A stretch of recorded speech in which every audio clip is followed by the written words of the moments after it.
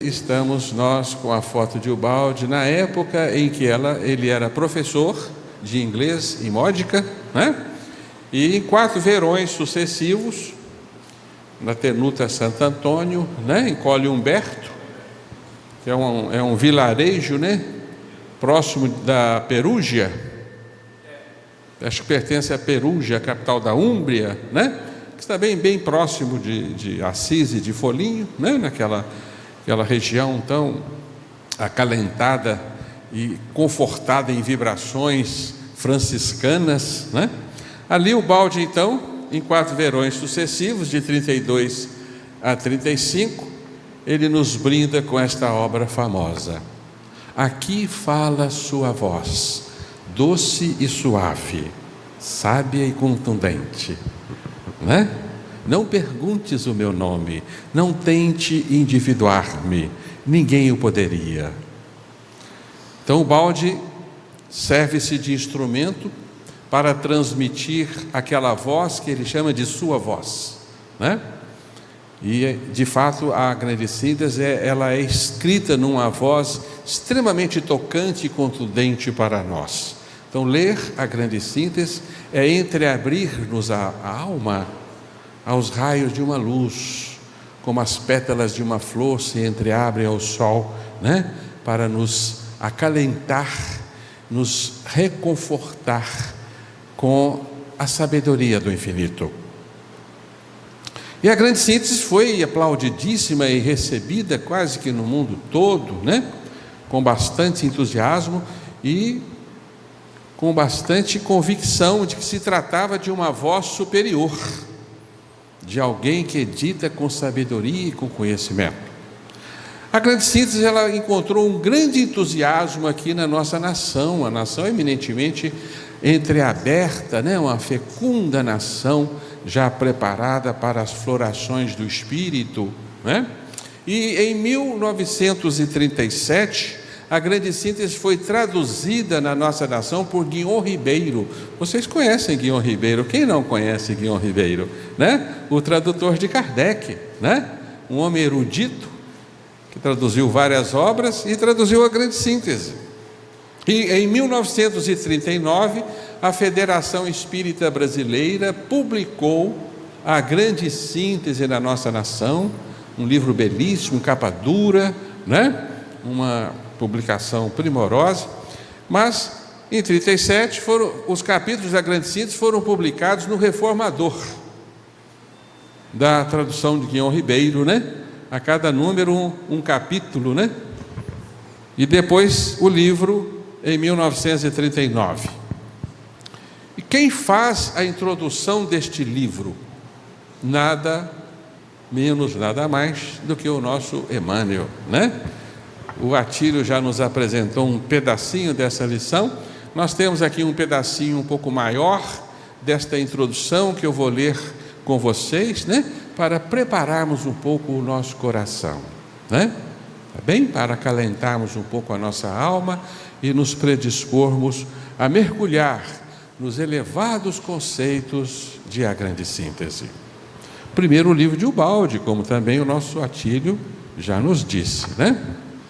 E aqui é um resumo da palavra de Emmanuel, escrita em outubro de 1938 e publicada na primeira edição da Grande Síntese em 1939.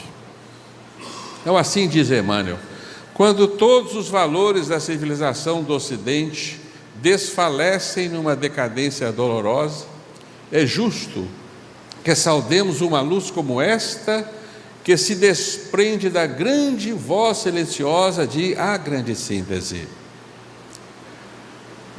A palavra do Cristo projeta nesta hora as suas irradiações energéticas e suaves, movimentando todo um exército poderoso de mensageiros seus, dentro da oficina da evolução universal. Aqui fala sua voz, divina e doce, austera e compassiva, no aparelhamento dessas teses que muitas vezes transcendem o idealismo contemporâneo ao reflexo soberano de sua magnanimidade, da sua misericórdia e da sua sabedoria. A grande síntese é o Evangelho da ciência, renovando todas as capacidades da religião e da filosofia, reunindo-as à revelação espiritual e restaurando o messianismo do Cristo em todos os institutos da evolução terrestre. Isso é muito importante, né? Vale a pena nós grifarmos este dito do Emmanuel, né? Restaurando o messianismo do Cristo, né? Nos recordamos então, como o Atílio já nos disse, do livro Pátria Brasil, Coração do Mundo, Pátria do Evangelho, né? Quando Humberto de Campos nos diz que na Úmbria surgiriam missionários que iriam renovar o cristianismo. E é justamente o que o Ubaldi irá nos fazer: trazer o cristianismo, trazer a doutrina do Cristo para o mundo moderno, né? E nós vamos compreender, sobretudo amanhã, como que isto é verdade, né? Como que o Evangelho, na sua essência, na sua origem, ele, através da revelação de Ubaldi, ele se torna atualíssimo, se funde perfeitamente à ciência dos nossos dias. Continuemos, né? Curvemo-nos diante da misericórdia do Mestre e agradeçamos de coração genuflexo a sua bondade. Acerquemo-nos deste altar da esperança e da sabedoria, onde a ciência e a fé se irmanam para Deus. Então a grande síntese faz esta extraordinária missão de consubstanciar no nosso íntimo a fé e a razão, a religião e a ciência, representando para nós, de fato, uma síntese perfeita, não só dos nossos conhecimentos, mas também das duas grandes alavancas que movem o homem, não é? A religião e a ciência. É claro que nós não temos aqui como abordarmos toda a vasta concepção da grande síntese, todos os assuntos que são abordados neste livro verdadeiramente sintético. Tanto que nós vamos compreender, depois de lermos os 24 livros de Ubaldi, ou os 23 livros de Ubaldi, nós vamos compreender que todos os livros que Ubaldi desenvolve, as suas conceituações estão semeadas na grande síntese. É como se Ubaldi colhesse da grande síntese conceitos já apresentados e os desenvolvessem, tornando-se livros que nos ajudam a compreender a grande síntese. Então tenham este alento. Se nós não entendemos a grande síntese numa primeira leitura, né, não se preocupem, né? Podemos estar tranquilos que à medida que nós avançarmos em Ubaldi, nós vamos compreender a grande síntese. E fica aqui um conselho: depois que vocês lerem o 10º livro de Ubaldi, que é Deus e o Universo, vale a pena voltar na grande síntese, porque aí sim nós vamos compreendê-la com muito mais facilidade, né? O Monteiro Lobato tinha um conselho interessante. Ele dizia que nós devíamos ler a grande síntese de trás para frente, né? Por quê? Porque até o 30º, 32º ou 40º, 50º capítulo, o livro representa para nós, sobretudo que não somos das áreas exatas, uma certa dificuldade, porque o Ubaldi nos apresenta fórmulas, gráficos, né? E se nós não somos desta área de ciências exatas, nós tropeçamos um pouco, né, naquela parte, e a maioria dos leitores acaba desistindo, né? Chega ali no 10º, isso aqui não dá para eu entender não, né? E abandona a grande síntese e perde a oportunidade maravilhosa de se deixar fecundar por conceitos elevadíssimos, né, e muito fáceis de serem absorvidos, que estão sobretudo do meio do livro para o fim, né? Por isso, se vocês tiverem dificuldades de ler a grande síntese, pulem lá pelo capítulo 50 e vão até o fim, né? Vocês irão, com certeza, se beneficiarem muito com esta leitura. E depois voltem, né? Voltem com calma nos primeiros capítulos. Mas nós vamos falar desses primeiros capítulos, né? Teremos a ousadia de dar uma pincelada neles e, quiçá, facilitar a nossa leitura depois. Essa é a nossa intenção. Então, nós vamos aos pontos capitais da obra. Está claro? Saltando, evidentemente, muitos temas importantes, porque a nossa palavra é de uma visão geral. Comecemos pelo conceito fundamental que está em A Grande Síntese, do capítulo 1 ao 10, e sobretudo no capítulo 9 e 10, quando Baldi vai nos apresentar a fórmula do universo. Vejam bem que coisa importante que nós estamos dizendo. Ele chama de grande equação da substância, e nós chamamos de fórmula filosófica do universo. É a fórmula que produziu o universo, é a fórmula que nos produziu e nos sustenta na realidade em que vivemos. É uma fórmula, então, extraordinária, né? Vocês vão compreender, se entenderem esta fórmula, o seu alcance e a sua importância, né? Então, vamos ensaiar um pouco o nosso entendimento desta fórmula filosófica do universo, né? A grande equação da substância. Não se assustem com o nome, grande equação da substância, porque é uma fórmula, sobretudo, conceitual, muito mais do que matemática, porque na sua matemática ela é muito simples. E o pensamento de Deus é simples, convenhamos, né?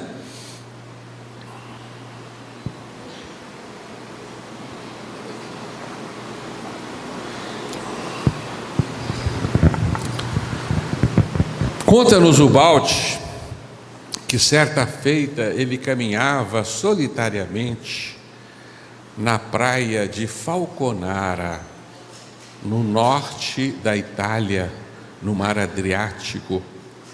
Era um entardecer, e diz ele que o céu se entreabriu aos seus olhos e ele viu a fórmula do universo.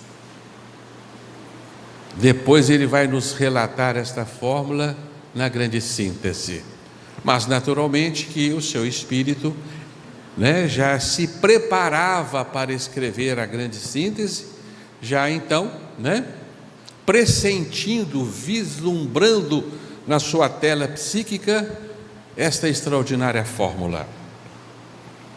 Comecemos então do começo, da forma mais simples possível, nos perguntando, uma pergunta capital: de que é que está feito o nosso universo? Nosso universo é feito de quê? A realidade existe, está patente aos nossos olhos, nós nos sentimos vivos e presentes nesse universo, e o universo é uma grande realidade aos nossos olhos. Mas isto está feito de quê? Não é verdade? O que faz a nossa realidade, né? E vocês poderão, assim, a grosso modo, responderem para mim: bem, o universo está feito de matéria, né? A matéria está feita de partículas, que são os átomos, né? Os átomos são feitos de partículas menores, que são o elétron, o próton, o nêutron, né? Mas essas partículas são feitas de quê? Aí a ciência pega essas partículas, acelera essas partículas nos grandes aceleradores, né, atômicos, faz com que essas partículas se choquem com anteparos, sejam então fragmentadas para se estudar de que é que elas estão feitas. Hoje a ciência nos diz que as partículas atômicas estão feitas de partículas menores, chamadas quarks, né? O quark é 10.000 vezes menor do que um próton, e 3 quarks fazem um próton. Começamos com um grande problema aí, né? Como é que 10 partículas menores formam uma maior, né? A conta já não é suficiente, né? Mas enfim, são os quarks, são os tijolos fundamentais do universo. Mas nós continuamos perguntando: estão feitos de quê? O que faz essa? Ela tem uma massazinha diminuta, mas ela é feita de alguma coisa. Que coisa é essa, né?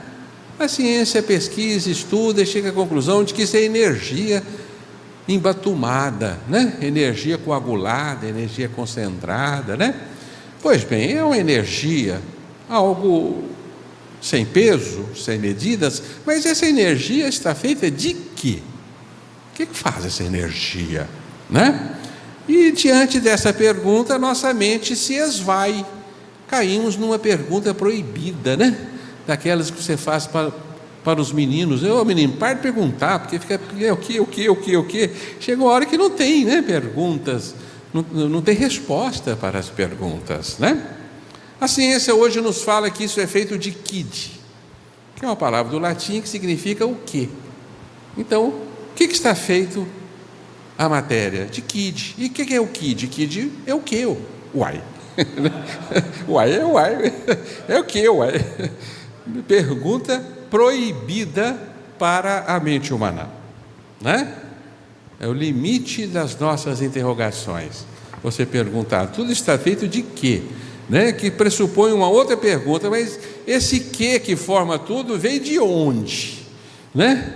Quem que criou isto?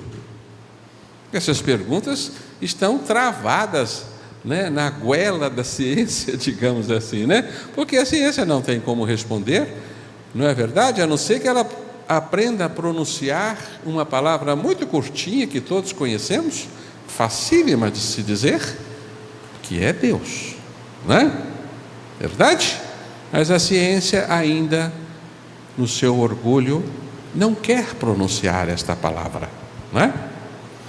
O físico que hoje vive na América do Norte, mas é indiano, Amit Goswami, né? Que é um físico espiritualista, né? E ele falava de Deus nas suas aulas. Ele é professor de uma das universidades norte-americanas, mas a direção da universidade chamou a atenção dele, proibindo-o de pronunciar a palavra Deus.